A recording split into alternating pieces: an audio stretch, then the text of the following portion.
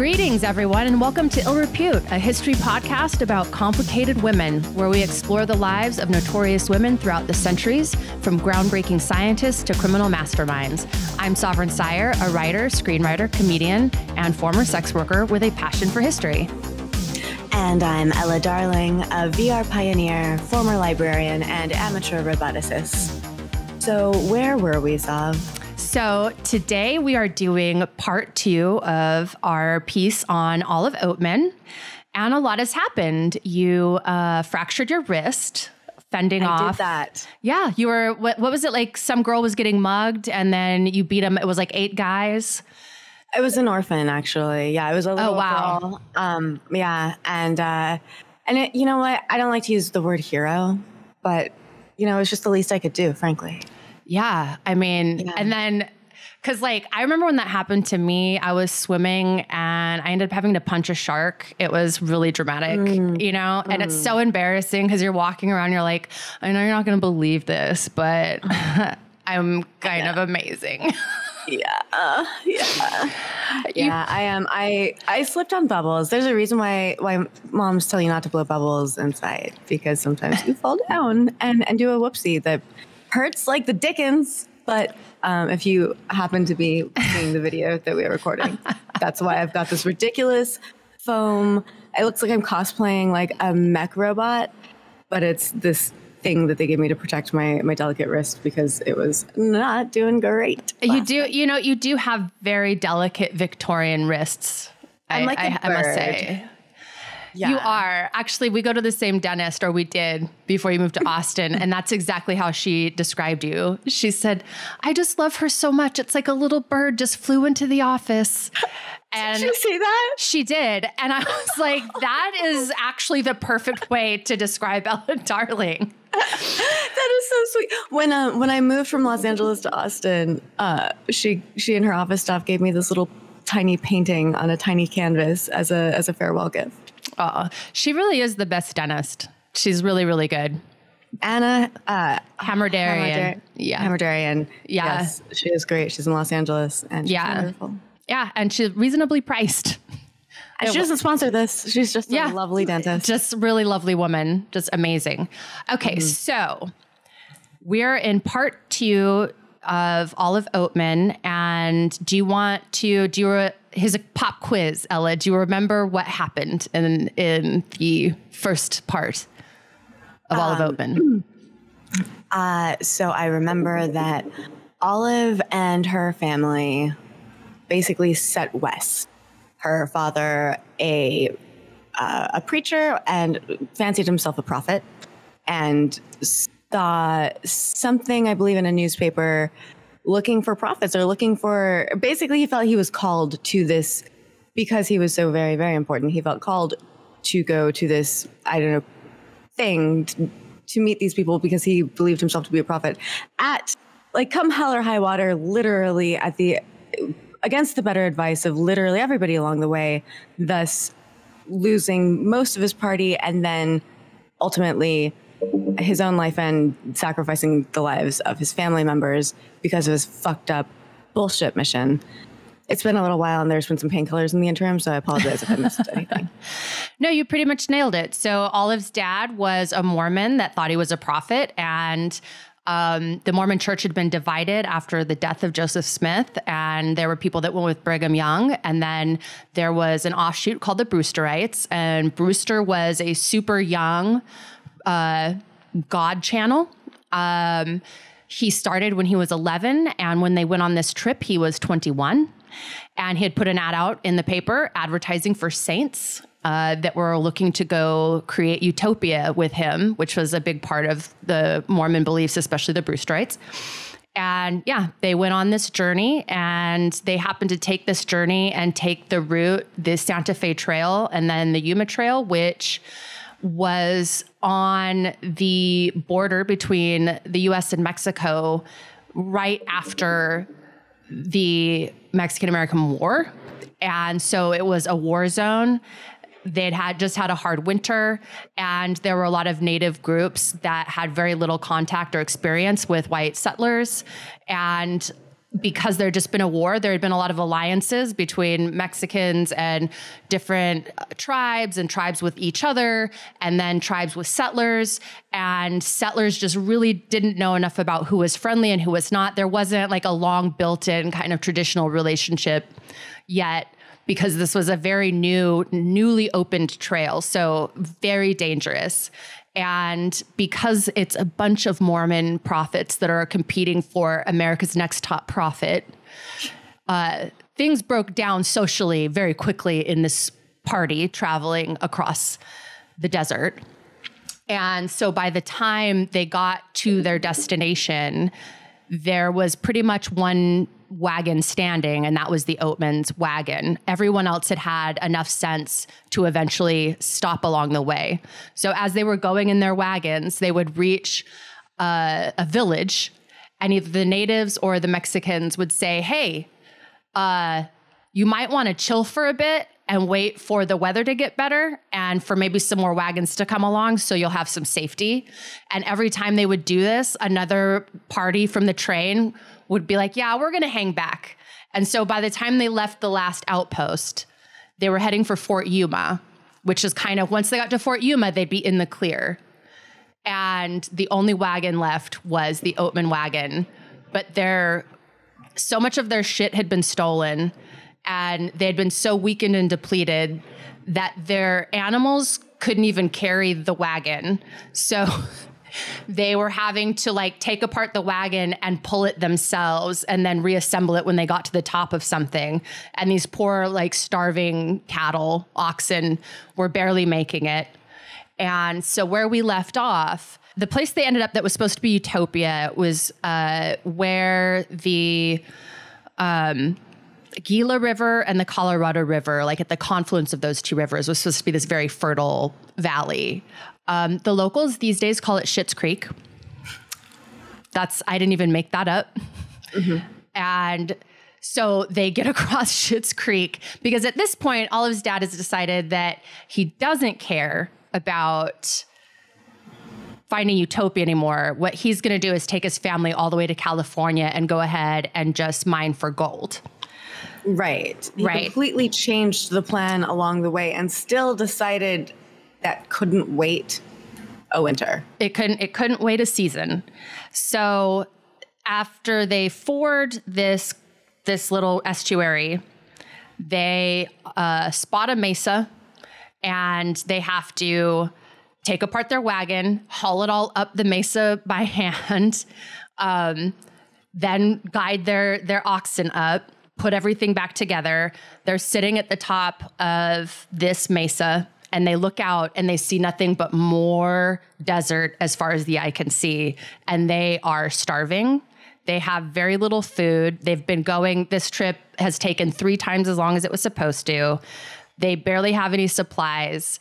And another traveler had left a note for Royce Oatman, her father, saying, turn back, there are hostile natives here. And he has seen that and disregarded it and continued on with his family. And they sit down for lunch, and all is well until they hear the sound of movement. And they look down, and coming up the mesa is a group of Yavapai people that they are unfamiliar with. And the Yavapai essentially ask Royce Oatman if they can have some food. And he explains that if he gives them food, his family will starve. I've included here Olive and her brother Lorenzo's own description of what happened when the Yavapai reached their family at the top of the mesa. I just want to put a content warning. This next passage will discuss the death of children and contains racially insensitive language. So Ella, you're going to read Lorenzo, and then I'll read Olive. And this comes from their captivity narrative that was later published. Okay.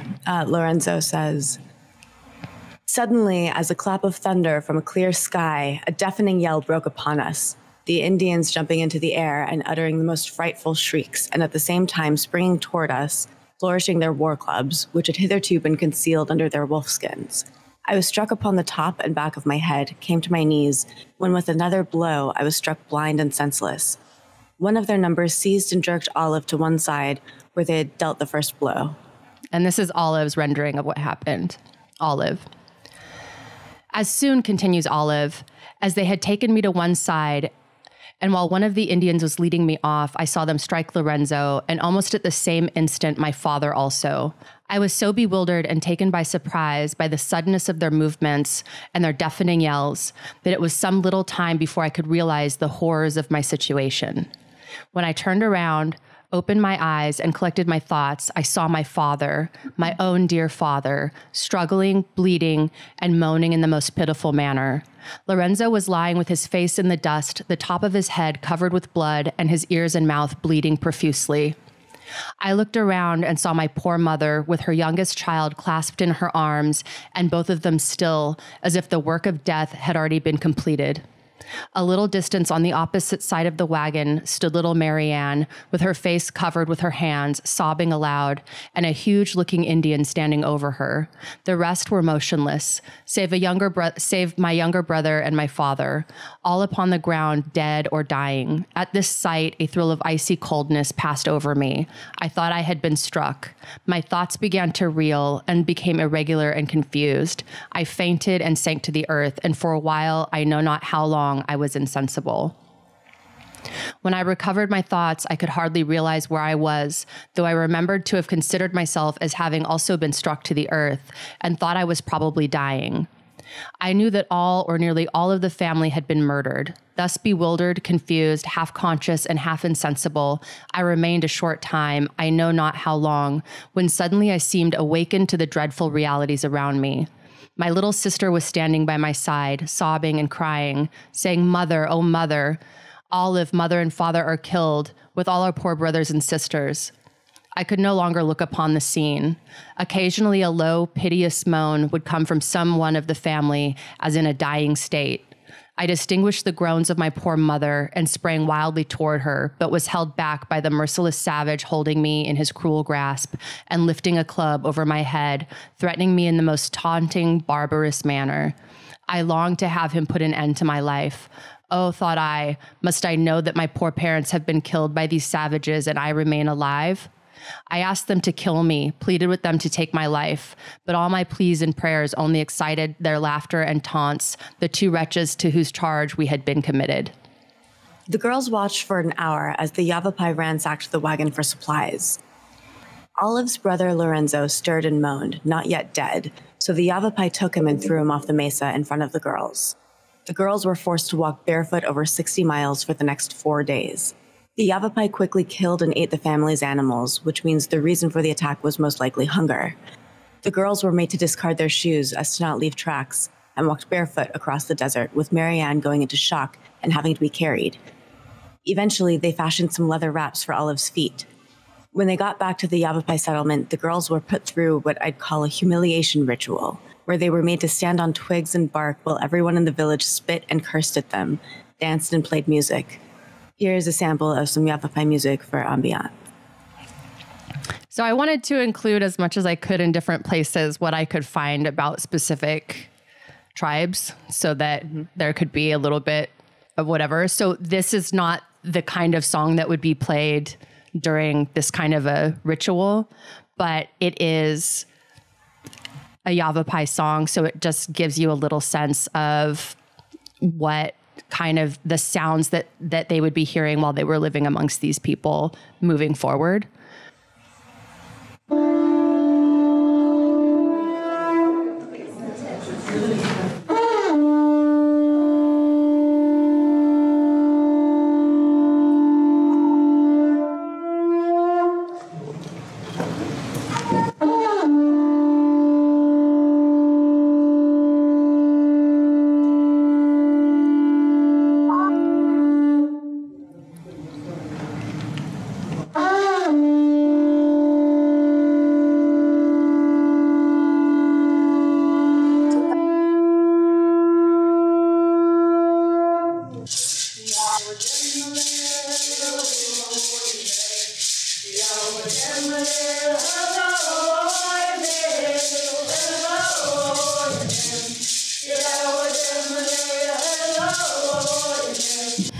At the end of the ceremony of sorts, they had been initiated, as it were. They were to be slaves. Most likely, her parents had been killed for their food and supplies, and the other children being too young or too old to be useful. However, the first person the Yavapai grabbed was Olive, so someone wanted her and found her valuable, while the rest of the family was dispatched with. There were a few main reasons for natives to take captives. Revenge, in which case torture and killing were usually what followed, ransom, slave labor, or adoption. Adoption was usually done to restore a dead family member or otherwise increase the tribe's numbers. Some also sold captives into slavery in Mexico. I couldn't find a lot about why some were killed, but Olive and her younger sister, Marianne, were not. And all I could think is that she had her older siblings were in their late teens. And so maybe they thought they were too old to be broken. And then, of course, obviously having infants or very young children would be too burdensome. But that perhaps Olive at the age of, I think she's like 13 here and her little sister is like 7, that they might be on that cusp of useful and young enough to be kind of broken easily without being like rebellious. But that is just me guessing with what I know about everything. I'm not native. I'm not Yavapai, obviously. And so those are just guesses. So the girls were made slaves to the women and sometimes children of the tribe. They carried water and wood and were taught to dig for roots until they were exhausted. The following description of the Yavapai comes from the book The Blue Tattoo by Margot Mifflin. Quote, "In fact, the Yavapais had a clear division of labor. Women gathered and prepared food and, with their children, harvested the meager crops. Men hunted, guarded the camp, dressed skins, built huts, and sometimes farmed." The Oatman's culture shock began with the Yavapai's appearance. Olive called their clothing needlessly shocking. Children went naked to the age of 9 or 10.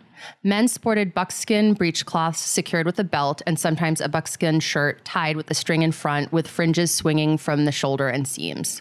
Women, including ultimately Olive, wore 2-piece belted buckskin dresses that hung from a strap around the neck and extended to mid-calf with a 3 or 4-inch fringe. Unmarried women sometimes rolled pieces of tin into the hem of their fringe skirts. If a woman had just one deerskin, the dress was slit on the sides and showed her legs to the hip. If their clothing was, quote unquote, savage by Victorian standards, the Yavapai women's beauty practices were positively 21st century. During menstruation, girls and women were discouraged from smiling for fear of developing wrinkles and forbidden from stopping to gather wood from the ground because it would make their breasts sag. Instead, they were instructed to break the branches off of trees, which allowed their busts to grow round and full. Face painting was popular for adults and children, mainly for decoration, though the pigments were sometimes mixed with deer fat to provide warmth or applied in black stripes beneath the eyes to improve vision. Most boys had decorative facial tattoos by their mid-teens.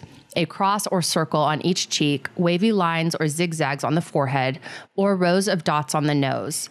But tattoos were much more consequential for women, who received them on the chin between puberty and marriage so they could reach the land of the dead to greet their relatives. As captives who were not members of the tribe, Olive and Marianne were spared the procedure. The Yavapais didn't care whether they mounted the stairway to heaven. Their souls could wander indefinitely. When food was scarce, the Yavapais ate caterpillars and grasshoppers, boiled and salted. The tribe also practiced an erratic form of floodplain agriculture, planting corn, beans, and squash in the banks of streams and rivers in anticipation of seasonal floods. They migrated seasonally depending on whether they were hunting or farming. From spring to fall, they lived in clusters of domed open huts, enough to accommodate a single extended family during planting and harvesting season. To facilitate group hunting, the winter villages were larger, consisting of as many as 50 people who lived in closed huts, caves, or sunken huts with flat roofs. Olive was impressed by how little they needed to survive and was soon forced to do the same. Often, she said, when a party returned from hunting deer or rabbit, she and Marianne were thrown scraps and told, "You have been fed too well. We will teach you to live on little." The girls lived this way for a year. Marianne, the little one, was prone to sickness and often grew sick under their labor conditions. They thought of escaping, but not knowing where to go or having the strength to make any journey on their own, they hoped that word of their captivity would reach someone and they would be rescued eventually. That summer, John Russell Bartlett, a boundary commissioner that was marking the newly established border between the U.S. and Mexico, stopped through Maricopa Wells and asked after the Oatmans. But the local natives and remaining settlers hadn't seen the surviving girls. Bartlett told them there would be a reward if the girls were returned to Fort Yuma, but no one took them up on the offer. The Yavapai were traditional enemies of the Maricopa and the Pima, and the remaining settlers from the Oatman party were still half-starved from their journey and in no position to form a search party. The girls became fluent enough in the Yavapai language to begin having discussions with them about heaven, about white settlement and numbers, and to get some sympathy from them. They started to be treated more leniently. The girls had learned quickly that the Yavapai admired endurance, and so they learned to be stoic in the face of punishments, and those punishments lessened. Then, in the autumn of 1851, the Mohave arrived for their annual trading run with the Yavapai. Thoughts so far?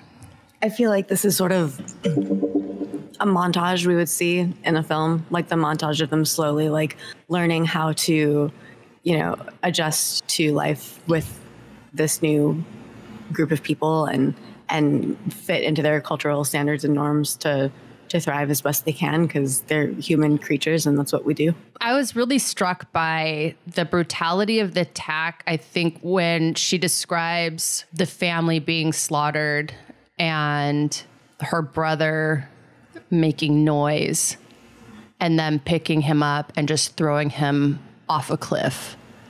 Like that really struck me as like seeing something like that at the age of 13 or 14 would have completely devastated. Like it would have been so shocking. I just can't imagine just how terrifying it would be. But then also if you've been raised in a household with this religious zealot preacher, like what you must be thinking sort of as all of this is happening and being exposed to this level of violence and brutality. It's an upfront view of what colonization is and what it creates and what it requires. That really stuck with me when I was reading through it. And I think the adaptation of figuring out that these people appreciate endurance, and so learning to not complain. Like I thought it was very interesting how they were able to adapt that quickly to recognize what they needed to do to survive and to please their captors. Well, that goes back to their age also. I mean, at that age, you learn very quickly what adults expect from you, whether they're adults that you trust or adults that you have learned very quickly that you can't trust. You learn what is expected of you to escape punishment, as best you can. I cannot honestly imagine what it must be like to be a child and watch your family slaughtered in front of you, your brother thrown off a mesa, all of these things, dragged through the desert with your baby sister who's, at this point, I can only imagine their own care for each other is the only thing that's keeping them going. Yeah. I mean, she wanted to die, right? Yeah. And so I don't know what that level of trauma does to a brain at that age. Yeah. Especially with the sort of Stockholm Syndrome-esque thing going on here. This is probably before Stockholm Syndrome was named. I mean, I'm glad you brought it up because I do bring it up later in the script. Oh, okay. Because, cool. But yeah, it is a really interesting thing. And I think that's part of what makes captivity narrative so fascinating to us is that even Stockholm Syndrome is still debated in psychology. We're still fascinated by how the brain works when it's put in stress positions and how people find these different ways to survive trauma. I read her original narrative as well as the Blue Tattoo and then other supplementary articles. I was kind of surprised at a certain level of self-awareness that she has, which you don't expect in something that's written a couple hundred years ago, because you think people didn't really understand the impacts of trauma until much later. We so much take for granted this concept of trauma, but for a very long time, there wasn't that understanding. Psychology and alienism, like all of that. I mean, it was so in its infancy. In reading her narrative, she's struggling to articulate something that now we have words for. But when she's saying things like, I was insensible and I thought maybe I had died, and now there would be much more language for that. So it was interesting to read it and see someone trying to find the language for something that we now have. I mean, we have a whole like dedicated lexicon to how we deal with it, but that's because we conceptualize this idea that there's like after effects.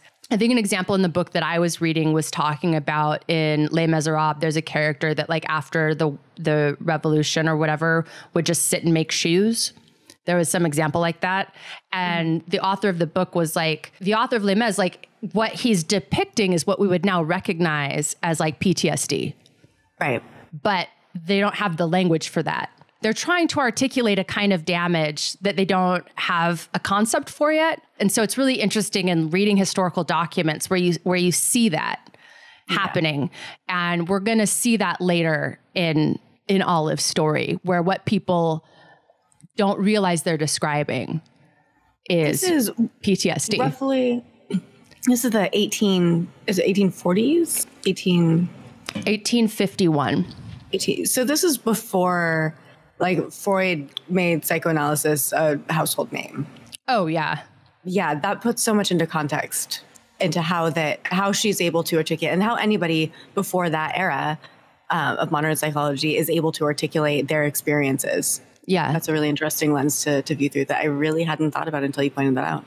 Yeah. It's like, I think that's one of the things I really like about history and reading historical texts. One of my favorite things to read is the diary of this guy Jean-Baptiste Carrier, who was a proconsul during the French Revolution, during the counter-revolution in the Vendée. He was sent out there to essentially commit a genocide against the Catholics. And he kept a journal the whole time. And what's happening is he's slowly going crazy because he's being asked to do these increasingly sociopathic things in the name of the Republic. And so he had invented this kind of execution called noyades, where they would pack all these people on boats and then take them out into the Loire River and like scuttle them. And they would just drown them alive en masse. I mean, just like hundreds of people at a time, because they were incarcerating so many people and the prisons were overflowing and full of disease. And so it was like, we just got to start killing them, but we got to find a way to kill them faster. And like, he has to figure it out. I'm just fascinated by like reading historical texts where you see people like really trying to wrestle with these concepts and these things that are there that they don't have the words for yet. Anyway, that was a sidebar. Yeah. No, absolutely. I love a good old sovereign sidebar. All right. It's 1851. It's autumn, and the Mohave have arrived for the annual trading run with the Yavapai. So the Mohave were an impressive people to those that first saw them. Various settler encounters with the Mohave people described them as being especially tall, well-built, and attractive. And when the Mohave arrived in the Yavapai village, the Oatman girls were just as impressed by them. The Mohave, seeing the girls, tried to trade for them, but the Yavapai couldn't agree to any terms, so the Mohave left empty-handed. However, the Yavapai debated with each other about whether or not to sell the girls. Olive and Marianne had become fluent enough in the Yavapai language to understand these discussions and debated between themselves whether they might be better off with the Mohave. The reason the Yavapai were reluctant to trade the girls was probably down to their usefulness to the tribe and the fear that if the girls were delivered back to her people, the settlers or the government would send Indian hunters after them. In which case, they debated that it might be better that the girls go with the Mohave, who had even less contact with white people than the Yavapai did. The following spring, the Mohave returned. This time it was 5 men and a young woman. They came with a contract for the girls, approved by their chief, Espanol. The woman was Espanol's daughter, Topeka. The Yavapais discussed it through the night. The men that had killed the Oatman family objected. Others wished them to be set free. One of the Yavapai women who had befriended the girls wasn't hopeful. She told Olive that while she'd hoped to set them free, they would either sell them or kill them, but certainly if they went with the Mohave, they'd never see another white person again. I think this was more likely an attempt to get the girls to choose to stay with the Yavapai than it was meant as psychological torture. Some of the tribal members probably had come to feel attached to the girls and protective, captive or not, in such a small community where everyone has to rely on each other. It would have been impossible not to grow attachments to each other. The Mohave marched the girls for 11 days back to where they lived, which is present-day Needles, California, which is about 250 miles northwest of where the Oatman massacre took place. Unlike with the Yavapai, the Mohave slowed down their pace for the girls and fashioned them footwear to ease the journey. When they arrived, the Mohave lived in a fertile valley along the Colorado River. The girls were taken to Español's house, which sat on a bluff overlooking the valley. This would be their new home, and compared to the wagons and the Yavapai, it was a mansion. The girls lived with Español and his family, and were treated like family. His daughter Topeka was 17, just a few years older than Olive, and they formed a bond with each other. The Mohave had reputations as fierce warriors, though their contact with settlers and explorers was limited. But they were also known for their great kindness, their emotional displays, and how they loved their children. They were funny, emotional, kind, notoriously good-looking, and tall. So basically a tribe of people created for the female gaze. Yeah, okay, I'm really glad you said that in the script because I was thinking it this whole time and I felt like such a fucking bastard. I felt like such a degen. You're going to live in a fertile valley with a bunch of well-built, tall, emotionally intelligent, child-loving, kind people. Who care about your comfort and safety. And yeah. Yeah, quite a change. Yeah.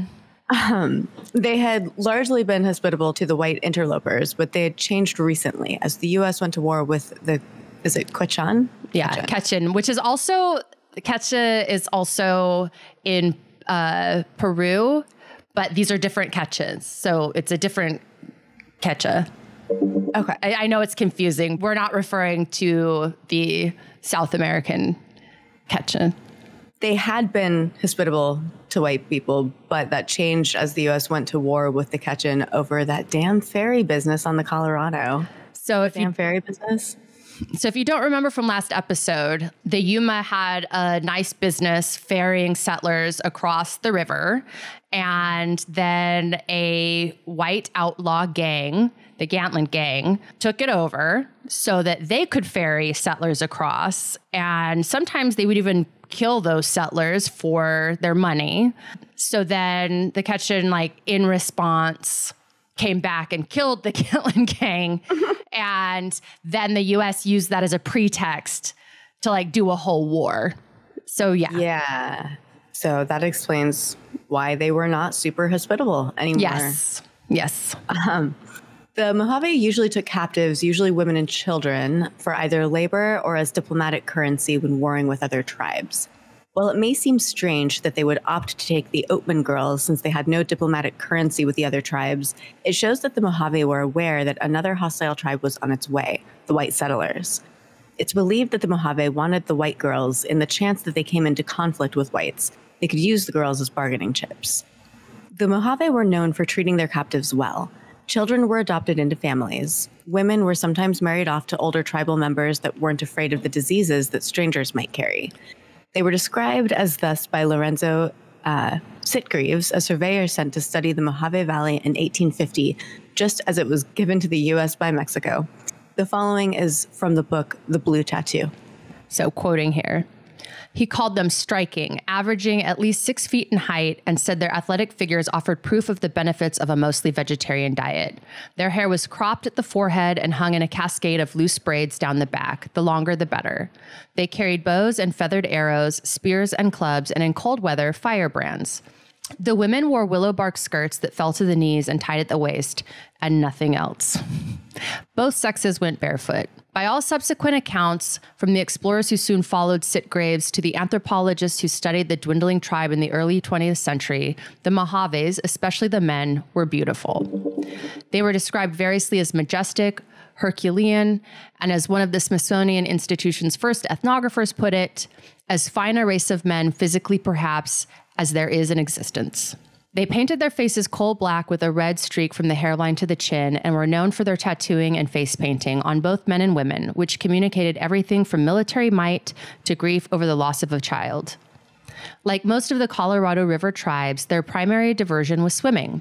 As one observer reported, quote, during the greater part of the year, more than half of their time is spent in the river, men, women, and children swimming as only they can, hours together without fatigue or rest, unquote. This is still from The Blue Tattoo.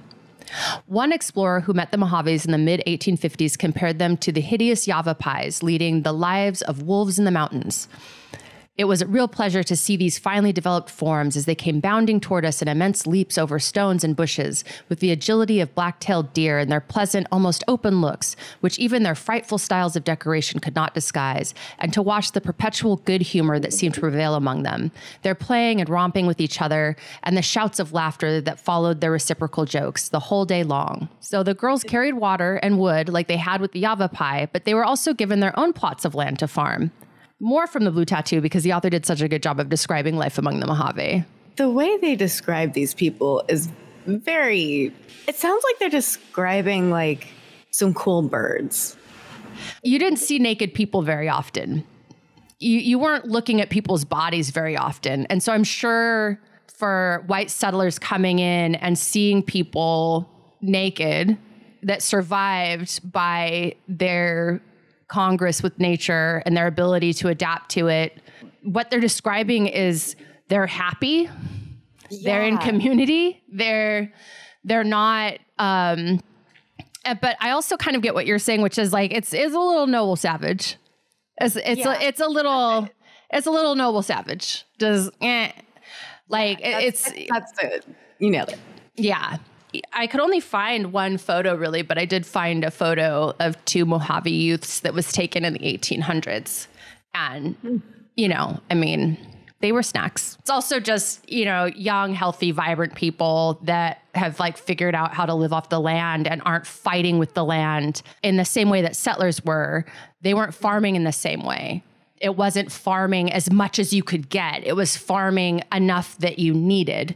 It was very much going with the grain of nature. Yes. And one of the things that Olive noted was they weren't good at farming. They could have gotten more out of it. Now what we're understanding more about sustainable farming, right, is that there's times you have to leave the soil fallow so you can continue to use it. If you strip the soil of too much shit, the crop yields start to decline, right? And it's these are things that over thousands of years, Native peoples understood about working with the environment, and that you don't over farm the soil. I'm not a soil person. I'm not a farmer, but I'm just, that's the gist I got from what I was reading.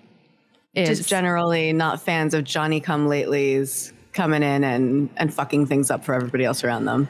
Yeah, that basically the way that we farm, it's not necessarily very sustainable. I think that seeing people that knew how to survive in the environment and thrive. Considering the father they had to be adopted into the sort of leader's home and welcomed his family, I imagine the definition of family meant something way different than what she had grown up with. Her father making every bad decision at the expense of her family's lives. To be in a place that community and family is actually a thing, and the people are cared for and looked out for and taken care of.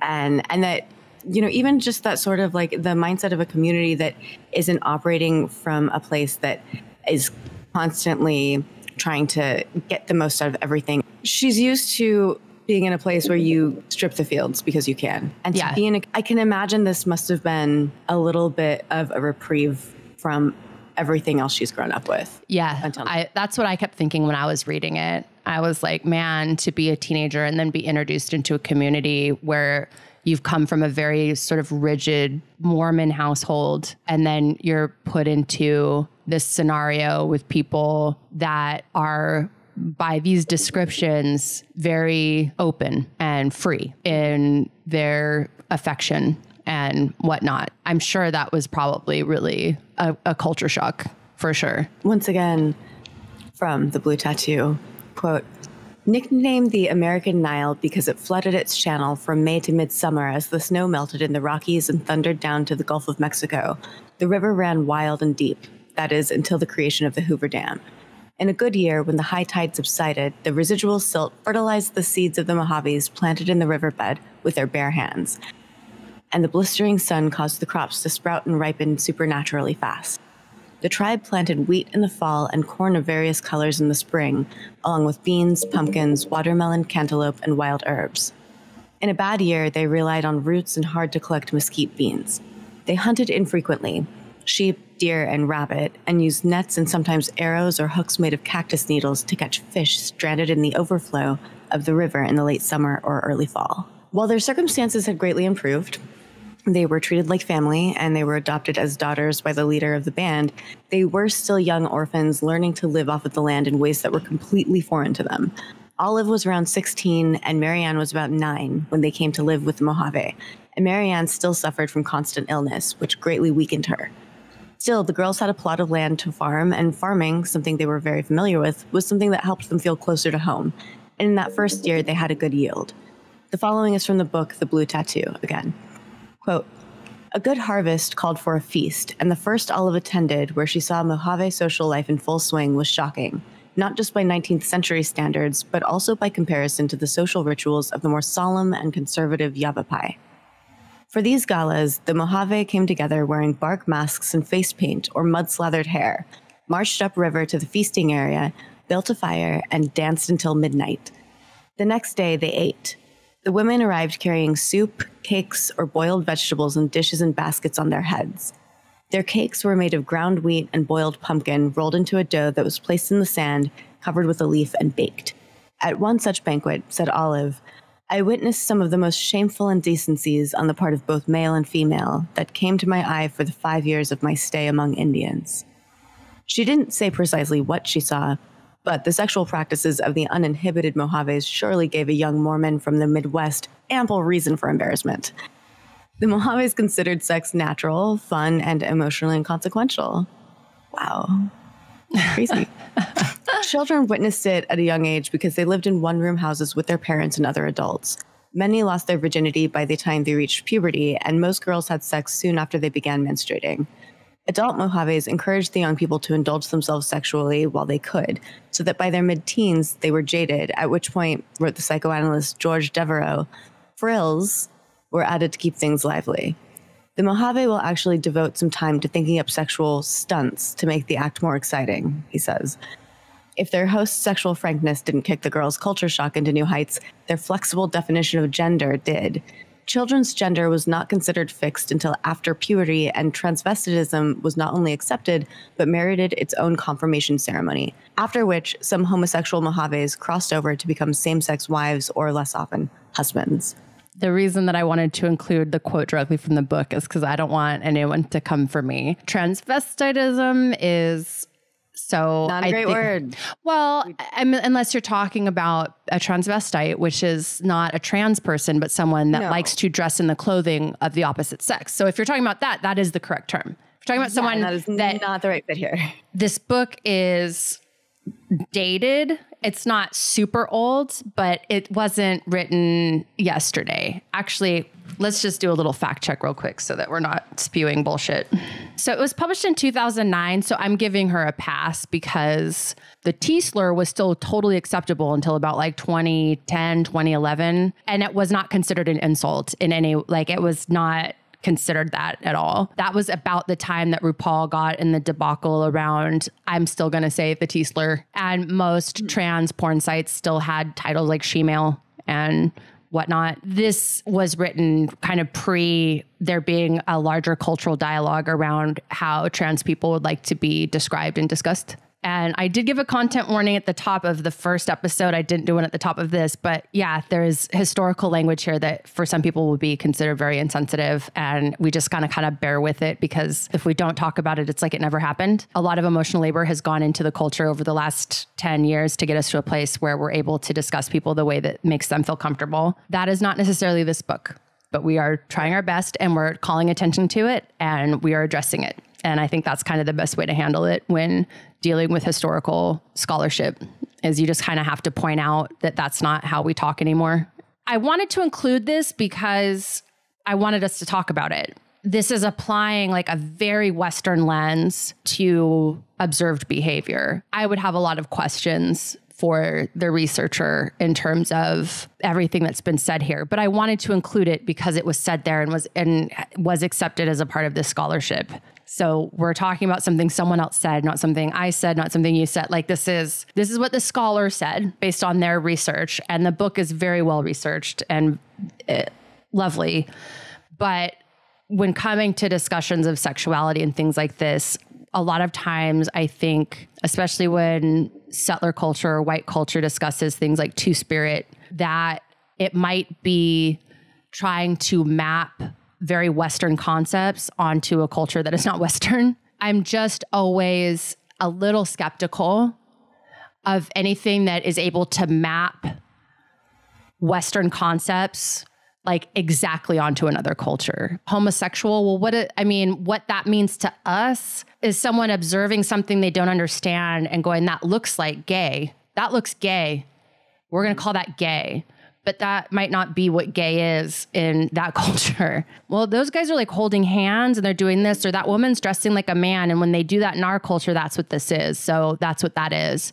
And it may not be at all, right? So I wanted to include this so it's there, but I also want the listener to sort of take it with a grain of salt.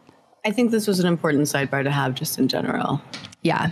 So in her accounts later, Olive stated that she had never been sexually initiated by her captors. However, such a claim has to be viewed skeptically. Once Olive was returned to the white world, any indication she had been despoiled by any man, let alone a Yavapai or Mohave one, would have made her a fallen woman and ruined any chances she might have at reintegrating back into polite society. So we will have to guess. I might imagine that being a teenager surrounded by good-looking and uninhibited fellow teenagers and thinking she would never see another white person again, I imagine she probably explored her sexuality to some degree. That's not to disparage her, but quite the opposite. I hope that while she was living with the Mohave, she got to enjoy her womanhood and her sexuality, two things that her Mormon upbringing would have precluded. Yes, absolutely. She was, however, initiated into the tribe. She was given several different nicknames, something they only would have done for a tribal member. She was Allie or Olive Oatman or Olivino, all diminutives of her name. She was described as Och, the clan name of her Mohave family. When she was returned to the whites, she was known as Spansa, a name that means, wait for it, rotten vagina or sore vagina. There are a couple of theories as to how this name came about. Do you want to guess? Do you just want to take a guess before we go into? Well, if they were calling her that and she was accepted into the tribe, I imagine it was probably the way my brother calls me shit stain every time he talks to me. Like, right. It seems like maybe they're kind of a Josh and Ya kind of nickname.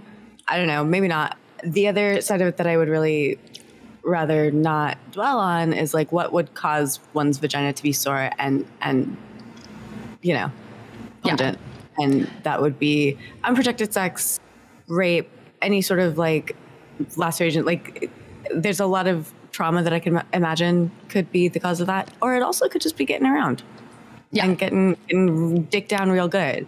And well, you just sound wildly different things. You just sound like a scholar. In breath.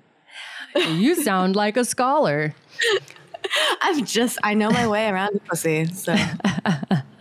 Well, I mean, just the same way that you and I would call each other whore or something like that, but if someone else did it. So the Quechan and the Mohave tended to give each other very bawdy nicknames like big cock, cock with a blue head, good fucker, and charcoal testicle. So she may have been given her nickname because she was menstruating when she arrived, or had poor hygiene compared to the Mohave, or because she was so sexually active, she was always sore, or because when she was being returned to the whites, the Quechan handling the negotiations were playing a prank. It's anyone's guess. But the fact that she had so many nicknames is an indication that she fully assimilated into the tribe and was accepted as a member. Further evidence of her acceptance into the tribe was that both Olive and Marianne were tattooed by the tribe. The Mohave believed that if a person wasn't tattooed, they wouldn't get into heaven. And I'm using heaven here as a trade-off for whatever that concept is for these people. The decision to tattoo the girls on their arms and chins shows that their adoptive family was concerned about what would become of them in the afterlife. This is a quote from the book. Yeah. I believe. The girls lay down in the grass, their heads in the laps of the tattooers, who drew charcoal designs on their chins. Using a cactus thorn, they pricked the skin in small regular rows on our chins with a very sharp stick, Olive wrote, until they bled freely. Then they dipped these same sticks in the juice of a certain weed that grew on the banks of the river, and then in the powder of a blue stone that was to be found in low water. The stone was burned, then pulverized, then applied to the pinprick patterns that had been etched into their faces. The procedure took a few hours, but it was most painful during the healing process of the next 3 days, when they could only eat soft foods like roasted pumpkin, so the wounds would not open. Because the Mohaves prized broad faces, tattoo patterns were designed to create or enhance this impression. Broad-faced tattooees, such as Olive, got wide lines that stretched across the chin to highlight their facial structure. The Mohaves' designs were purely decorative, with no symbolic or referential significance. Olive Oatman had just become the first known white woman to be tattooed in the United States. And it was a tribal tattoo. How classic. As a teenager with a teen getting a tribal tattoo is their first tattoo. I mean, my first tattoo was a butterfly tramp stamp because I was 18. I'm sure every single bit of that shocks everyone. I forget that it's there. I just don't even see it. I love you so much that I can't. My mind won't allow me to see it. Like, I create my own reality with my thoughts. I'm a quantum mechanic in addition to being a comedian, and it's like it's not even there. It's got like a scarab, and it's kind of like a bat though, because I was very goth. Do you ever think about the value of your skin? Because someone once said, "Oh, my skin," like, because they were very tattooed, and they said, "My skin costs probably more than a Mercedes." And it was the first time I ever felt like a cannibal. It was the first time I ever felt like a serial killer, where I was like, I've never thought about the value of someone's skin, but I think you're correct. And so now when I see tattooed people, like, the first thing I think is, how much is your skin worth? The most romantic thing someone has asked me all day. Thousands, baby, thousands upon thousands. In February of 1854, 3 years after the girls had been abducted by the Yavapai and a year since they had been adopted by the Mohave, a surveyor of the War Department named Emil Whipple arrived in Mohave territory with his party. The Mohave came to greet him, and after it became clear that Whipple was willing to trade, a huge party descended on the camp. A trading party lasted throughout the day. The next day, the Mohave led Whipple and his party to the Mohave Valley, where most of the tribe was living, including Olive and Marianne. Here, another trading party took place over days. Whipple reported seeing over 600 Mohave in his camp during this time and never saw Marianne or Olive, or he did, and they were passing as Mohave. However, Olive and Marianne had to be aware of the presence of white men and did nothing to reach out to them, which would have been easy enough to do, as there are many Quechans present as interpreters. Either the Mohave were hiding the girls or the girls wanted to remain hidden. Whipple was in the valley for over 5 days, met 5 different leaders, traded with hundreds of Mohave, and even visited them in their homes, and not once did anyone mention the girls or see them. It had been 3 years since the Oatman massacre, and word had spread far and wide that the girls were missing. This meeting stands out, and it is worth noting that in the Captivity narrative later published by Olive, Whipple's visit is never mentioned, though it is one of the most eventful things to take place during her captivity. The exclusion of this event hits at the fact that Olive knew they were there and did not want to be discovered. If she'd been forcibly hidden away, why leave it out of the narrative? But there are a lot of things that were changed in her later narrative of events. More on that later. While the girls were treated as tribal members, the Mohave couldn't control nature, and in 1855, there was a poor crop and a famine. Despite everyone's best efforts, the frail Marianne, who was 12 or 13 by this point, became ill and eventually succumbed to starvation and died. After her death, the chief, Espanol, wanted to cremate Marianne according to their traditions, but Olive asked that she be able to bury Marianne according to her own custom. Marianne was buried, and Olive said that Espanol's wife, España, and his daughter Topeka wept and wailed and grieved as if she had been their own daughter and sister. Olive was now fully alone in the world save her new family. She had been with the Mohave for a year now, in a culture that gave great deference to women, enjoyed laughter and dancing and celebrating, expressed emotions openly, and loved each other fiercely. This would have been opposite of everything that Olive was raised with and must have been liberating. Her desire to stay, if she had one, would be understandable, and more evidence suggests that she very much did want to stay. She had no family left to speak of and nowhere else to go, and these people took care of her and loved her. During this 5-year period of captivity, there was someone that never stopped looking for Olive. Remember her brother Lorenzo? After the Yavapai had bludgeoned her family and were rummaging through their wagon, Lorenzo started to move, so the Yavapai grabbed him and threw him over the edge of the mesa into a ravine to die, like we discussed earlier. Miraculously, he didn't die. He was knocked unconscious for a period of time, but woke up. He'd been badly bludgeoned and thrown off a limestone cliff, but he hadn't broken any bones. He moved slowly, crawling back up to the mesa where he saw his dead parents and siblings, but counted that Olive and Marianne were gone. It was 90 miles to get back to Maricopa Wells and 100 miles to Fort Yuma. He chose to walk to Maricopa Wells. He traveled 15 miles crawling on his stomach, hallucinating wildly the whole time that his boyhood friends were with him helping him.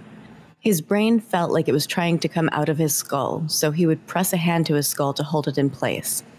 He made it to a plateau where he passed out. When he woke up, he was surrounded by gray wolves. He managed to swat at them and scream, and then found rocks and threw them at the wolves until they backed away and left. He wailed till night and started to crawl again, but the wolves came back, like out of a Stephen King novel.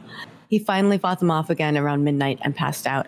I wonder how much of that was real and how much of that was hallucinated. I wonder too. I mean, that kind of a head injury and then just the shock of what had happened. I mean, I can't begin to imagine, as it's described in the book. I mean, it really seems like an acid fever dream. Like, it really is like intense and visceral.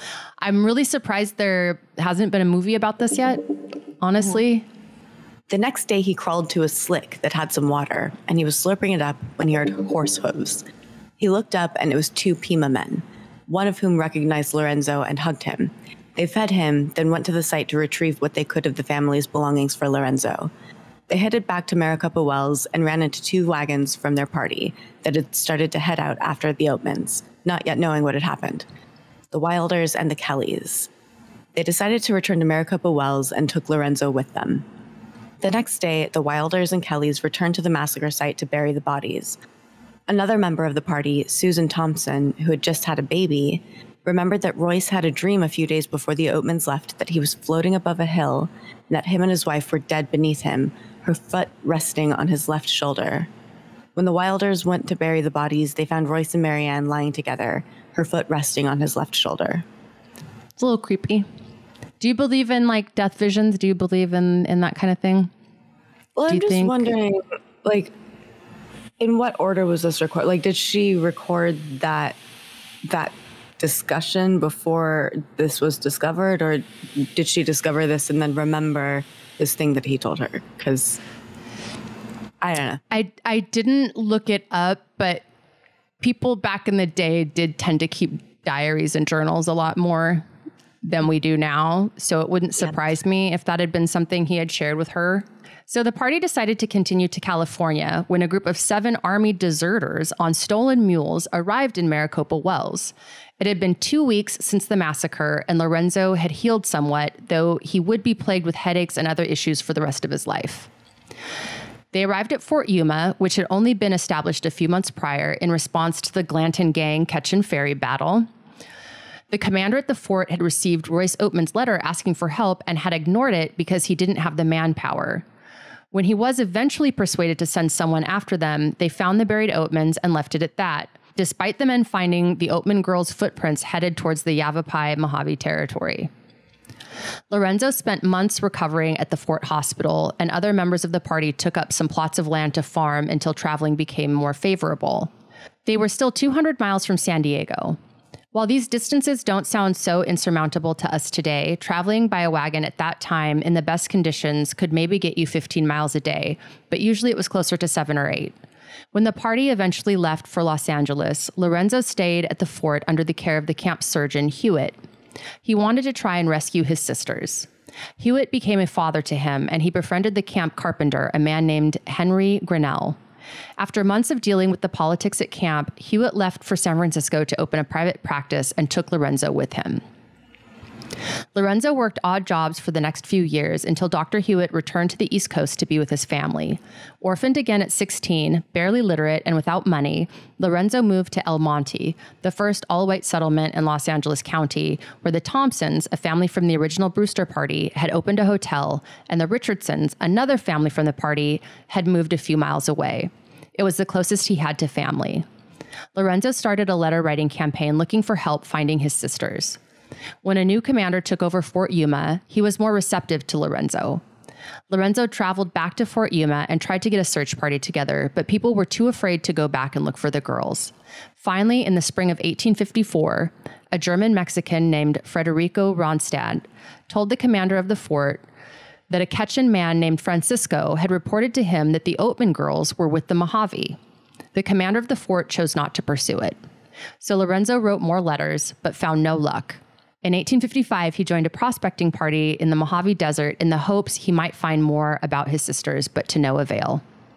In 1856, a rancher wrote to the paper saying that an American woman was with the Mohaves and that the new commander of the fort, this third, a man named Burke, had refused to barter them for a few blankets.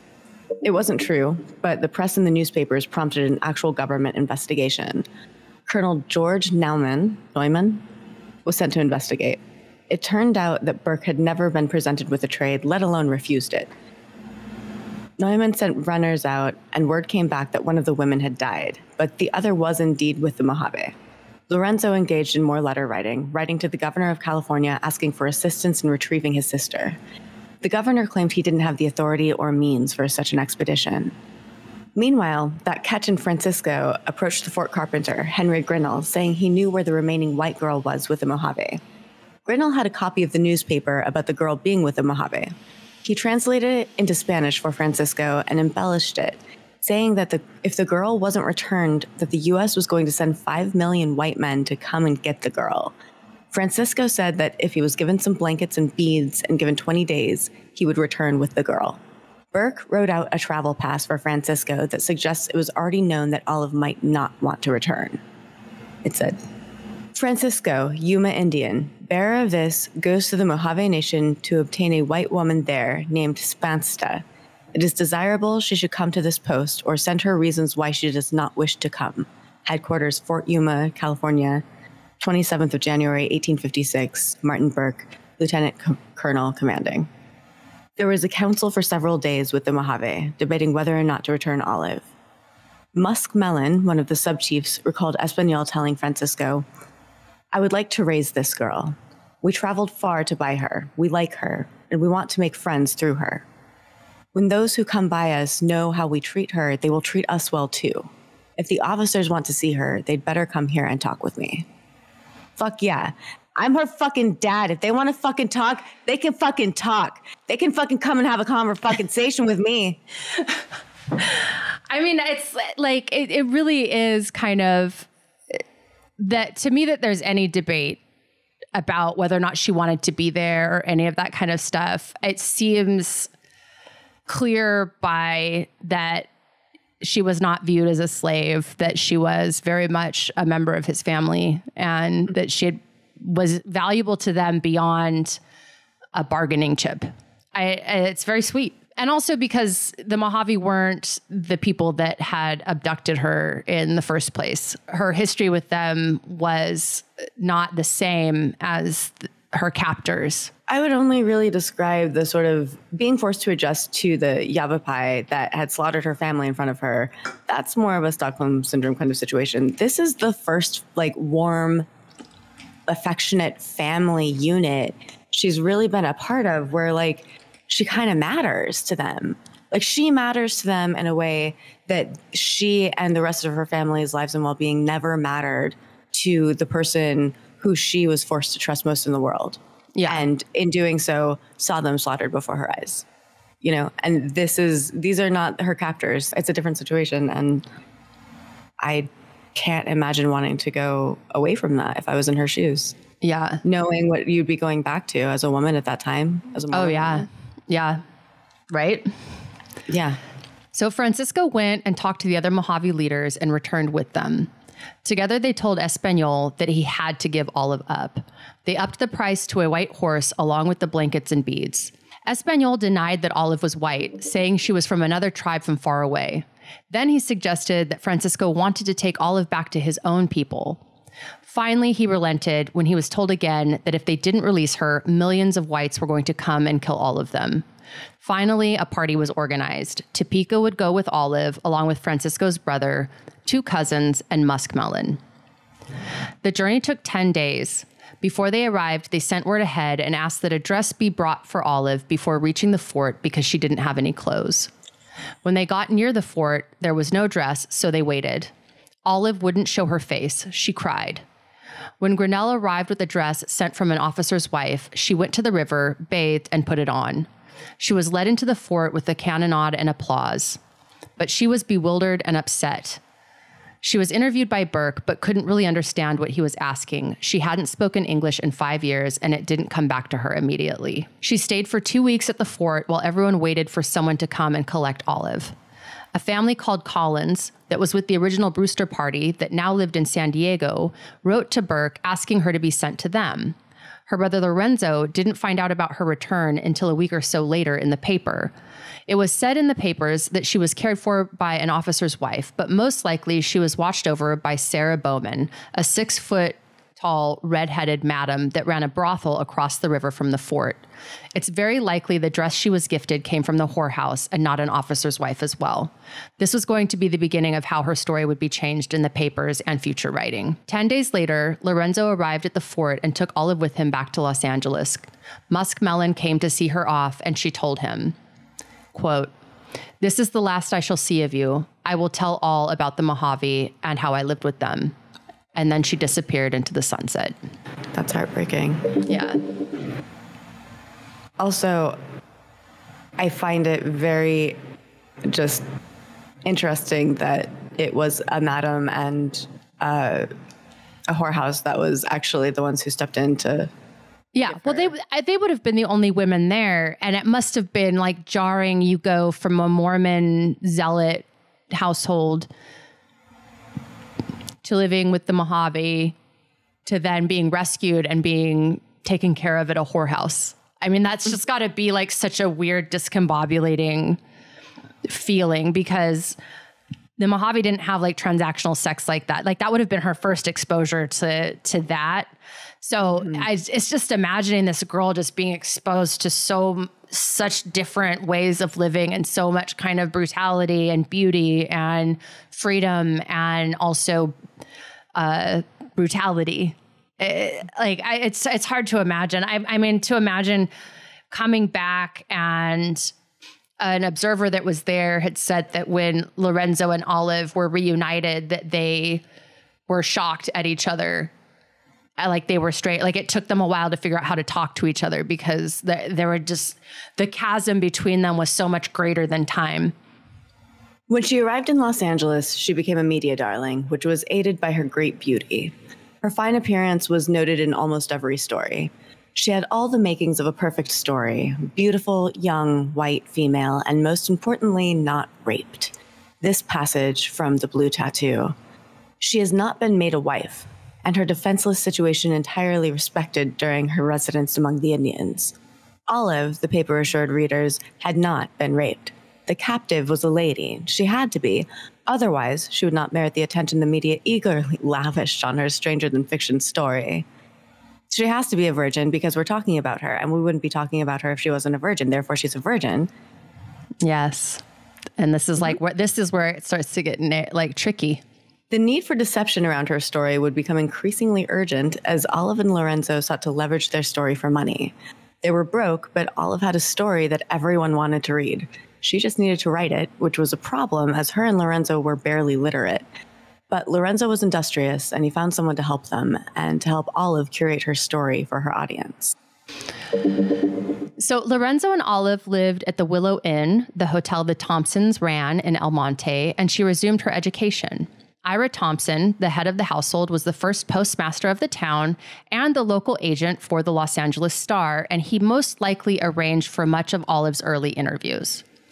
The biggest and longest story about her situation ran on April 19th, 1856 in the Star and serves to show just how her later captivity narrative distorted the facts of her experience to serve an ideology and make it palatable for her white audience, as the captivity narrative was also working in service of rehabilitating her reputation and eligibility to re-enter polite society.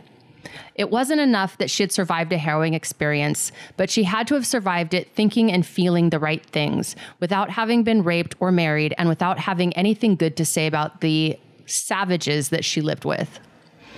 In the newspaper interview, she described her experience very much as I've laid it out here. She adds that she was free to leave the Mohave whenever she wanted to, but that they wouldn't accompany her to the nearest white settlement for fear of retribution for keeping her. She said she reasoned that she couldn't find the way on her own, so she had to stay. However, she never mentions the trading party that came to the settlement full of white people she could have approached if she wanted to leave. Telling that story to her white audience would be telling them that she had stayed with the Mohave so long because she wanted to. All of this would change in her captivity narrative a year later.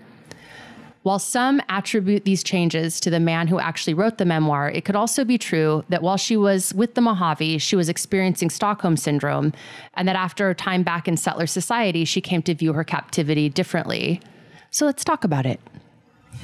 Stockholm Syndrome. We've been dancing around it this whole episode.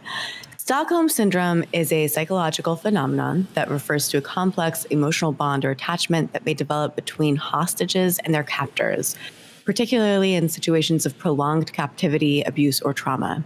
The term Stockholm Syndrome originated from an incident that occurred in Stockholm, Sweden in 1973, so quite a while after this went down. The incident involved a bank robbery during which hostages were taken and held captive for 6 days. Surprisingly, some of the hostages developed a sympathetic and protective attitude towards their captors. This unexpected emotional response became known as Stockholm Syndrome. The main features of Stockholm Syndrome include positive feelings towards the captor. Hostages may experience empathy, sympathy, or even affection towards their captors. They may defend or protect them and develop a sense of loyalty. Identification with the captor. Hostages may start to adopt the perspective and beliefs of their captors, perceiving their actions as justified or understandable. This identification can serve as a psychological defense mechanism to cope with the trauma and danger of the situation. And negative feelings towards authorities or rescuers. Hostages may develop negative feelings or mistrust towards the police, negotiators, or anybody attempting to rescue them.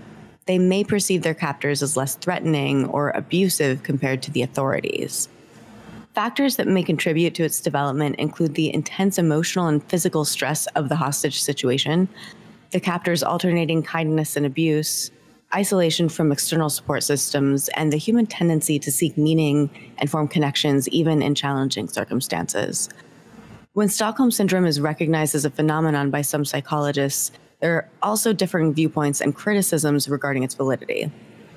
Critics argue that what may appear as sympathetic feelings towards captors can actually be a survival strategy employed by hostages. They suggest that hostages may cooperate, empathize, or show obedience to increase their chances of survival rather than due to emotional bond with the captor. Critics propose that the apparent positive feelings toward captors can be explained by cognitive dissonance, a psychological state where individuals experience discomfort when their beliefs or attitudes conflict with their actions. In this view, hostages may rationalize their captors' behavior to reduce their own psychological distress. Some would argue that what is often described as Stockholm Syndrome could better be understood as a form of traumatic bonding. This bonding is seen as a survival mechanism that occurs in abusive relationships where victims form an emotional attachment to their abusers due to the intermittent reinforcement of positive and negative treatment. Critics argue that observers may incorrectly interpret a hostage's behavior as sympathy or affection towards captors when it is actually a display of compliance or a strategic response to the situation. They emphasize the importance of considering situational factors and power dynamics in interpreting hostage behavior. Critics also highlight the limited empirical evidence supporting Stockholm Syndrome as a distinct psychological phenomenon. They argue that the concept is based primarily on anecdotal cases and lacks rigorous scientific research and empirical validation. While Olive was in captivity, she thought her entire family was dead, which would cause her to bond with her new family, the Mohave. When she was reunited with her brother, she was in shock and she didn't recognize him. It may very well be that she changed her story out of shame that she didn't want to return when her brother was out there looking for her, and shame that she didn't want to return to settler society. However, I would argue against her having Stockholm Syndrome. I think she genuinely didn't want to return and can imagine any number of reasons why. A strong family unit that wasn't guided by a religious zealot, free love and sex, funny and emotional people, her own plot of land to farm, and complete interdependence, and by all accounts, the Mohave revered women more than most other tribes. They were feminists, as we would call it. She was living in a utopia marred only by the urgencies and unpredictability of nature. If it was a choice between running around naked with hot Mohave people, swimming, dancing, and singing, laughing, and searching for food, or being weighed down by crinoline gowns, being polite, only having sex to procreate, and having to deal with white folks all the time, I'd want to stay in the Mohave Valley as well. While her interviews, right? Yeah. While her interviews didn't get at her psychological state, personal letters found later depict her as someone torn between two worlds. Susan Thompson, the matron of the Thompson family with which she stayed, wrote of Olive decades later. She wrote, "A grieving, unsatisfied woman who somehow shook one's belief in civilization. More savage than civilized, she longed to go back to the Mohaves." Another friend said, "She often told me that she would like to see some of her old friends, even if they were Indians." And while in El Monte, in the months after her rescue, she wrote to friends, "I feel once more like myself since I have risen from the dead and landed once more in a civilized world. It seems like a dream to me to look back and see what I had been through and just now waking up." It was in this divided state of mind when Olive and Lorenzo's cousin, Harvey Oatman, came to visit them in El Monte. He was living in Oregon, running a hotel, and invited them to come stay with him. While Ira Thompson didn't want to let them go, the Poliv family won out. Thompson even published a letter in the paper asking where this Harvey Oatman had come from. It might stand to reason that Ira Thompson saw Olive as something of a cash cow, or at least a way to keep business flowing into his inn. It wouldn't be the first time that Olive was used for her trauma and oddity. However, Harvey Oatman had himself survived a violent attack by natives in the Siskiyou Mountains that saw many men killed, and it may well be that him, Olive, and Lorenzo could connect with each other in a way that very few others could. They arrived in Gasburg, Oregon, when it was still a mining village full of homesteaders. Gasburg is now Phoenix, which is around where I grew up. I was born in Ashland, Oregon, which is part of a group of cities just past the California-Oregon border. Those towns are Medford, Phoenix, Talent, Ashland, and Jacksonville. I'm kind of surprised I've never heard this story growing up and was never aware that Olive Oatman lived here. While in Oregon, she learned to read and write again while working at her cousin's hotel. She taught women how to swim, and she took up sewing and made herself very fine gowns. As far as her assimilation back into white society, a customer described her thusly, quote, "She had her face, mouth, and chin all tattooed, and her features had a regular Indian cast, and not knowing who she was, I would have taken her for a half-breed squaw. Her complexion, form, and features had become so by their habits and diet and mode of living," unquote. So we're just going to say that almost all of that is so offensive. Yes. This is a prime example of how white folks tend to think of Native peoples as a race rather than a nationality, which is its own podcast. And we will be getting into that in future episodes, but there are many, many Natives out there that are phenotypically white. It also goes without saying that lifestyle and diet can't change your physical features. Only a surgeon can do that. Also, if you didn't know, the term half-breed is very offensive. And the term squaw, which translates to cunt, is also very offensive. It's also an example of how science can be racist, sexist, and other ists, because science is not immune from the observer. The 1850s were a time when science was trying to understand human behavior through the only lens it had, outside observation. Phrenology, or the belief that one's character could be determined by one's physical features and that one's physical features could change over a lifetime, was a special fascination. For this reason, physical descriptions of people and their appearance were of keen fascination for people. Phrenology is not anything. It's bullshit. It is not factual. I've heard whispers of it in certain conspiracy theories as of late. Phrenology is bullshit. Oh, is it making a comeback? Yeah, amongst certain crowds. So phrenology and physiognomy, like all of that, were the study of people's physical characteristics and then correlating them to their character traits. And incredibly racist. Yeah. And I mean, it was also a time there were a lot of, as the Industrial Revolution took shape and then like a middle class was forming, there was a desire for people to differentiate themselves somehow. And so science was like grappling at how to justify things like slavery, et cetera, through some kind of like there's like a scientific reason why XYZ. And so that's why you saw the popularity of mugshots that was coming from like, oh, we're going to study. And so you can find these old books with these just arrays of photos, the thief, the prostitute, the murderer. and trying to find certain physical traits that they all had. It was also where that, the term around if you masturbate too much, you'll grow hair on your palms. Mm-hmm. And in French, there was a saying that he's so lazy that hair grows on his palms. Like he's so still, right? That hair grows on his palms. Oh. So it was an association with laziness. And it was this idea that it was associated with like the working class and the poor. It was really about class differences and trying to establish class and racial differences through scientific backing. And so you'll see it a lot too when you read through old newspaper articles from, like we all do. When I'm reading through classic newspapers from the 1800s, you do see a lot of attention paid to physical appearances, and it's meant to be conveying things about one's character. So just something like when you're reading literature written in the 1800s, it's just something to keep an eye out for, because you'll start to see it everywhere that certain physical traits are being associated with certain like character traits. It's interesting.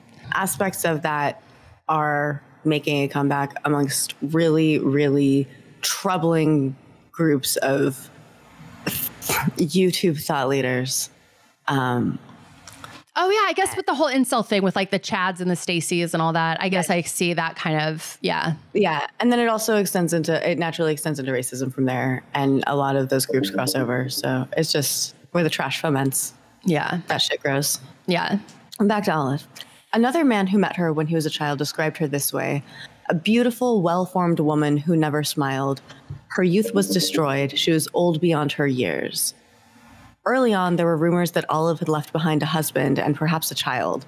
This started, it seems, because local Native women told some of the local white women that the tattoo on her chin meant that she had a man. Wow. Many Native tribes incorporate tattoos into their folkways and have varied meanings. It may well be that in the tribes these women came from, that's exactly what a chin tattoo meant.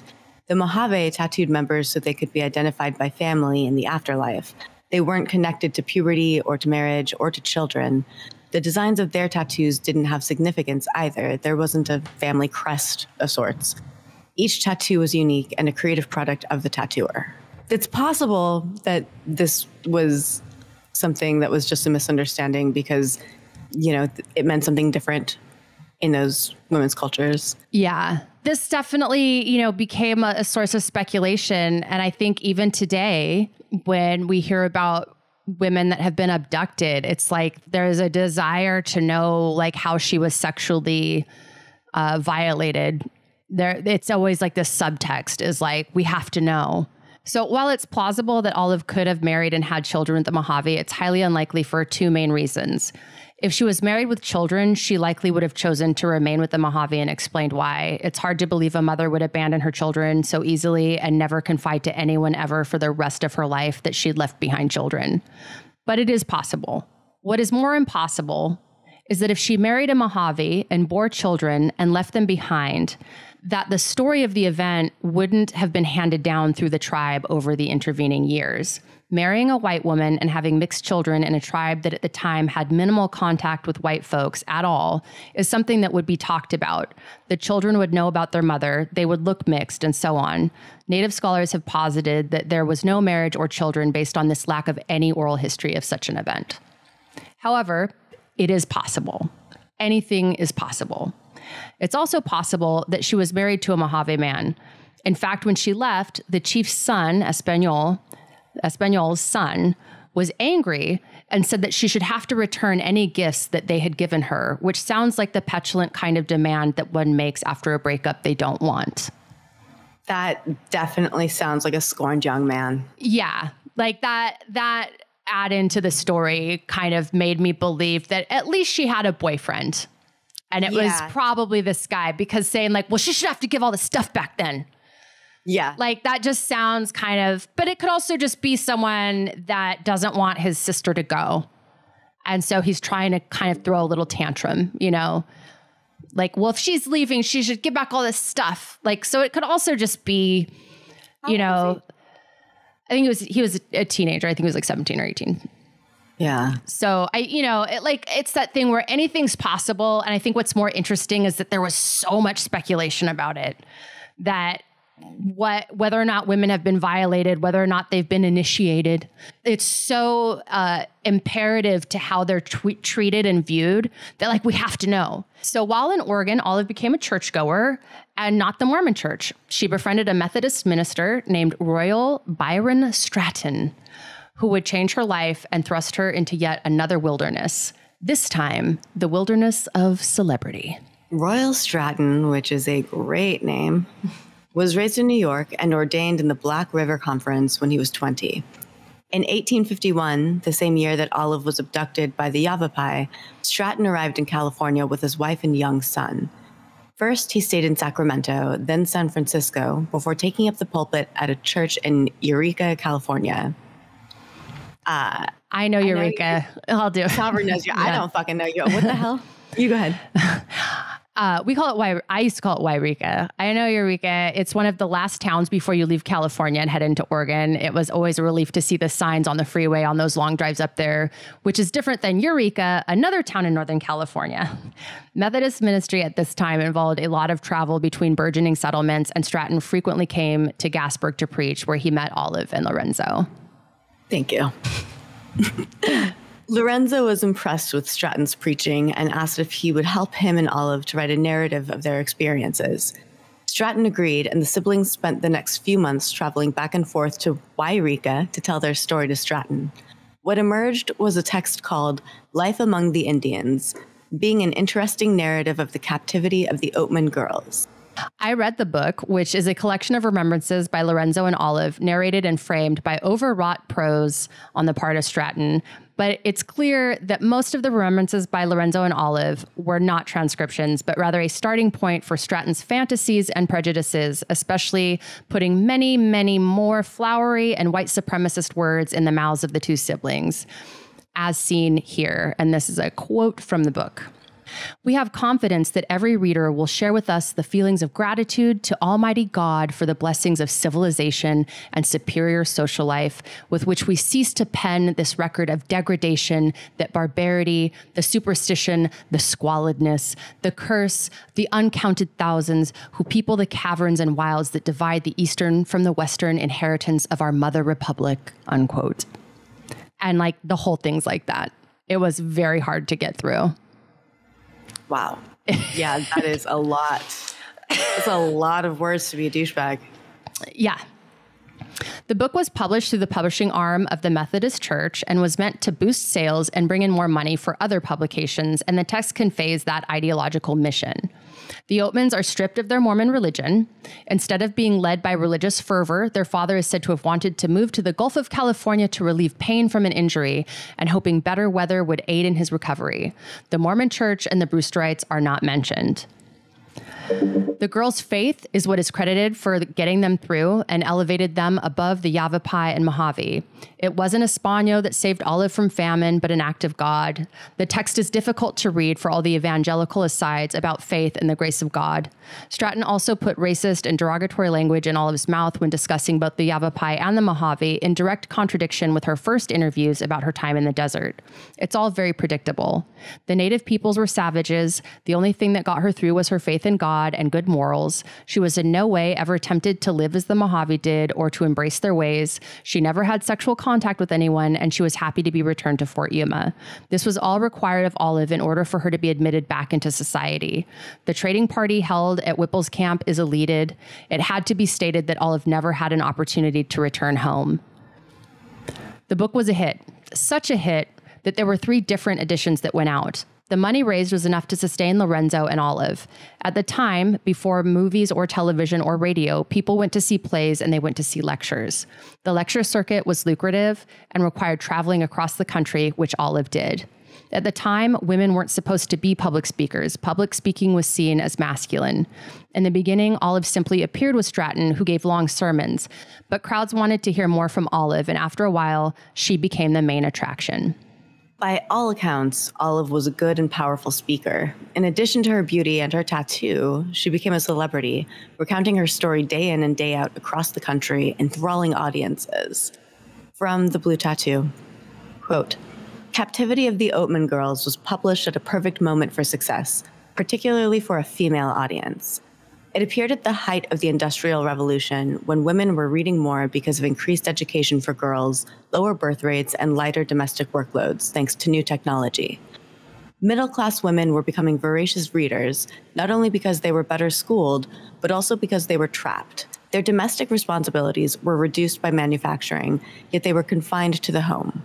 The Captivity story presented a tantalizing alternative to enforced domesticity. As Castiglia writes, it offered American women a female picaresque, an adventure story set, unlike most early American women's literature, outside the home. In the American wilderness, white women could demonstrate skills and attitudes of which their home cultures thought them incapable.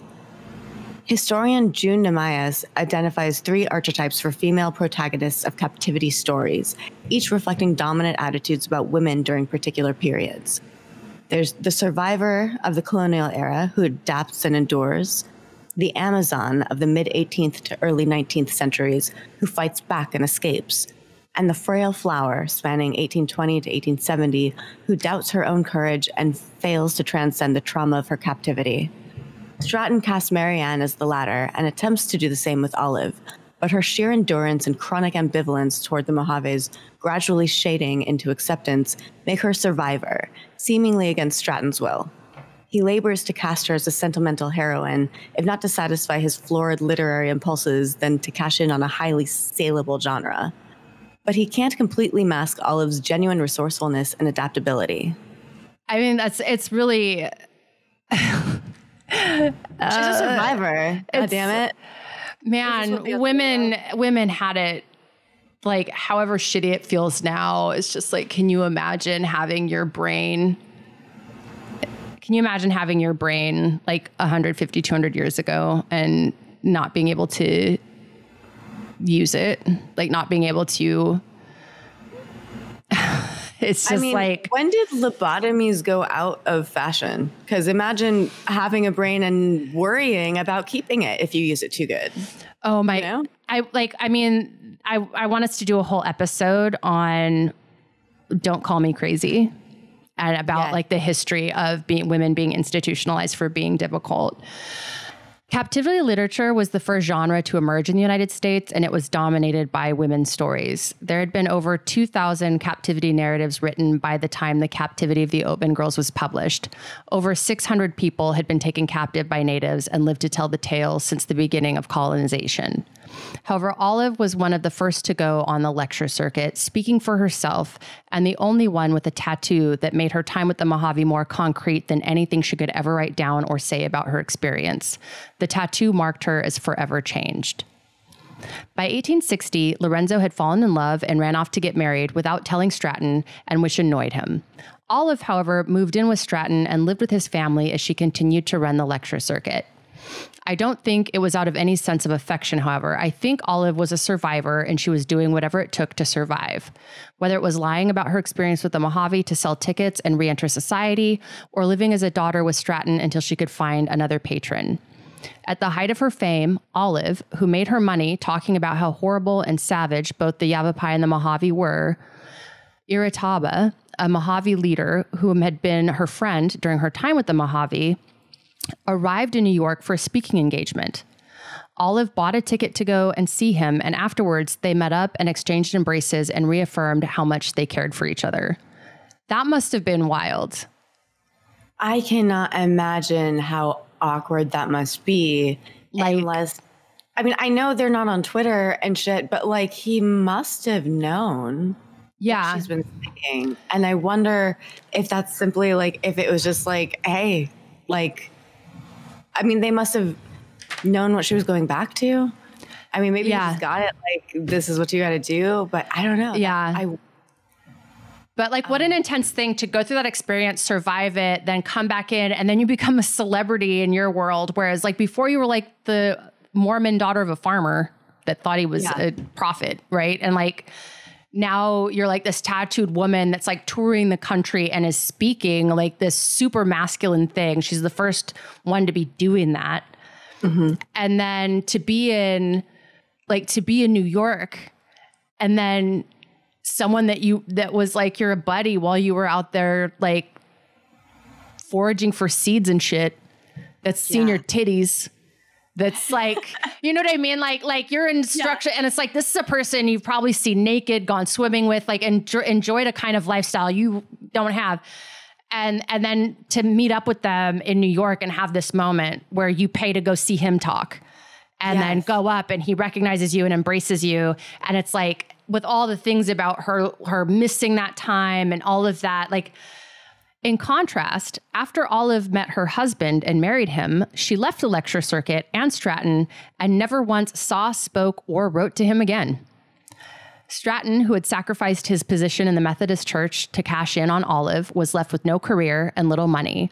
He suffered a mental breakdown and eventually died in an insane asylum.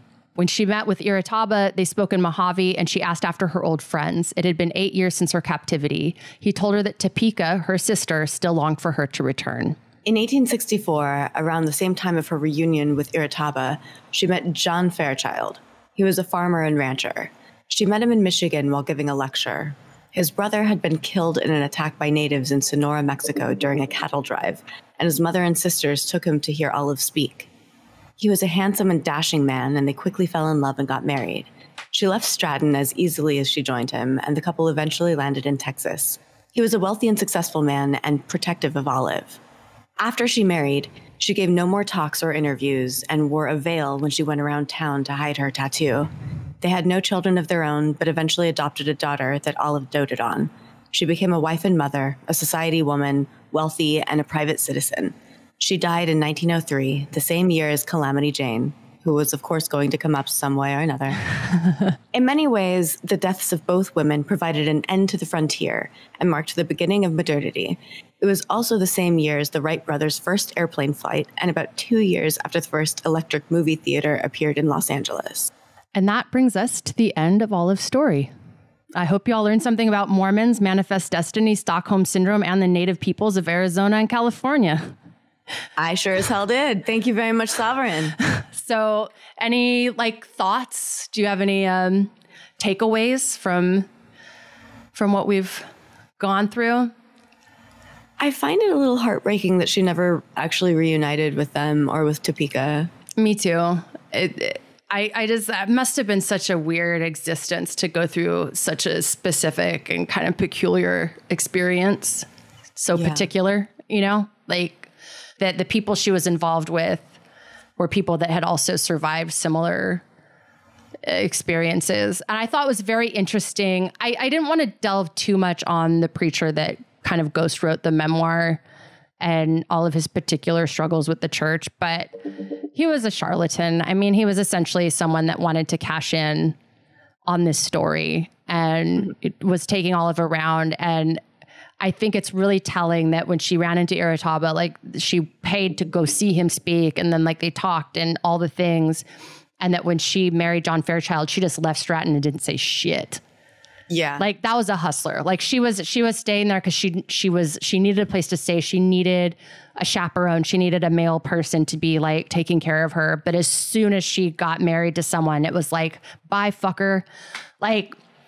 That's a survivor. She knew what she had to do to survive. She had already had to adapt to such foreign cultures from her own that figuring out how to play the game in her own when she got back, I mean, it must have been a little bit easier, slipping into whatever facade you need to be the person to get to the next step that you need to get to for your own well-being and safety. Being a woman of that time. But I am happy for her that she married a handsome man and that she married a man that had money and that they had a lot of land in Texas. And she had all the things that were probably not going to be coming to her if her dad and those other guys had founded their utopia, their land of Bashan, whatever. It's I'm glad that her outcome was so fucking exceptional, compared to what she started with. To start as the daughter of a failed farmer and a failed businessman and to be taken out into the wilderness and to come back and be a fucking celebrity and marry a dashing, handsome, farmer and businessman and then live on a bunch of land and have a beautiful home and finery and just beautiful till the day she died. Just, you know, like just such an exceptional outcome, and got to be a celebrity and tell her story and become an author.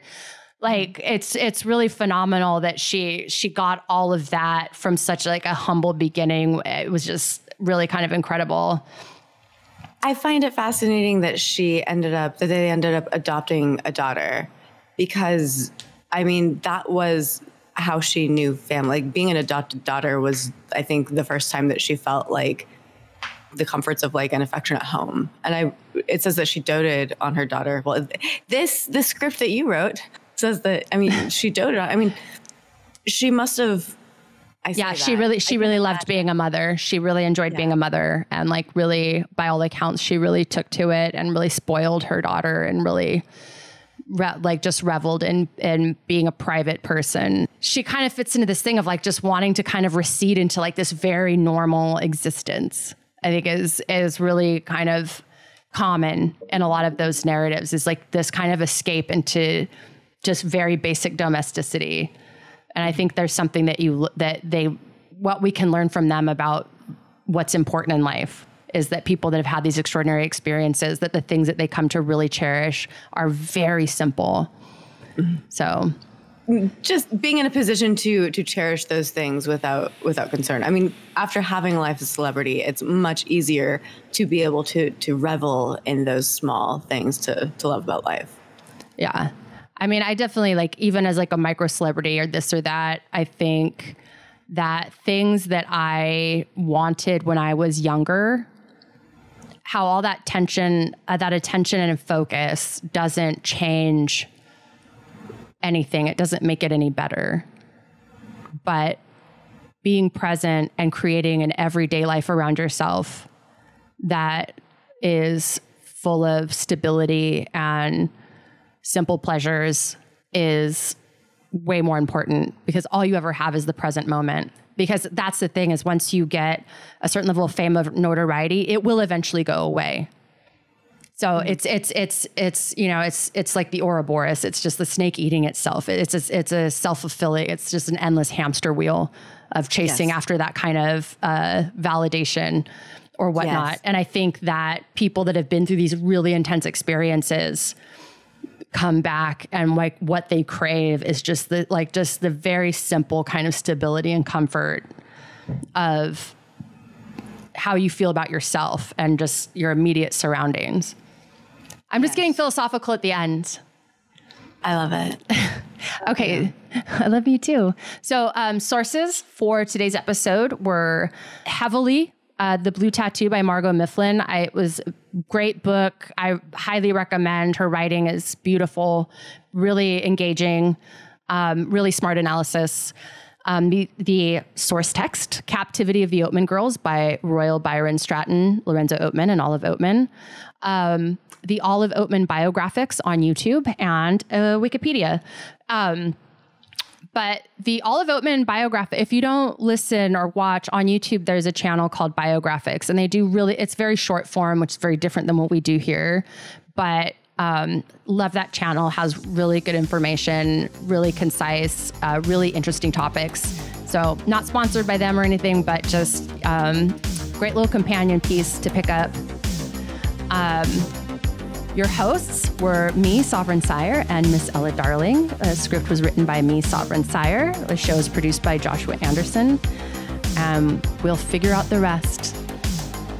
So we'll figure it out. We'll figure it out. All right. Thank you. Thank you for teaching me.